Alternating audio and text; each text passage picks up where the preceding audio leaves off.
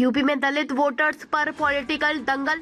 2024 लोकसभा चुनाव की राह पर अमित शाह। निकाय चुनाव में सपा बसपा कांग्रेस और बीजेपी का क्या है प्लान? लखनऊ 28 मिनट पहले। यूपी में निकाय चुनाव के जरिए लोकसभा 2024 की रणनीति पर काम शुरू हो चुका है। शनिवार से पूरे प्रदेश में बीजेपी का सम्मेलन संवाद शुरू हो रहा है। इससे पहले गृह मंत्री ने 2 सभाओं को संबोधित करते हुए यह रणनीति तो तय कर दी कि उत्तर प्रदेश में सीएम योगी आदित्यनाथ की सरकार में एक भी दंगा नहीं हुआ है।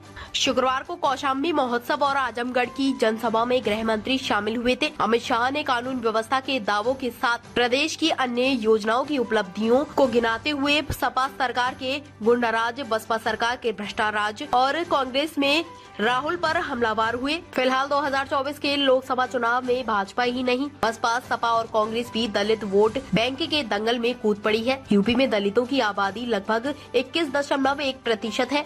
यूपी की 80 लोकसभा सीटों में से 17 सीटें अनुसूचित जाति के लिए आरक्षित है। इनमें से बीजेपी ने 2019 के आम चुनाव में हाथरस सीट समेत 14 सीटों पर जीत हासिल की थी। बहुजन समाज पार्टी बसपा ने 2 और अपना दल ने 1 सीट जीती थी। सबसे पहले सत्तारूढ़ पार्टी बीजेपी की बात करते हैं। बीजेपी के केंद्रीय नेतृत्व में पूरे देश में दलित वोट बैंक को साधने की कवायद के तहत 75,000 अनुसूचित जाति तथा जनजाति के घरों तक पहुंचने की कवायद में जुटी हुई है। इसके लिए यूपी बीजेपी की इकाई को भी लक्ष्य दिया गया है। दलितों में पैठ बनाकर बीजेपी अगले आम चुनाव में यूपी की 17 आरक्षित संसदीय सीटों पर अपने समीकरण दुरुस्त करना चाहती है।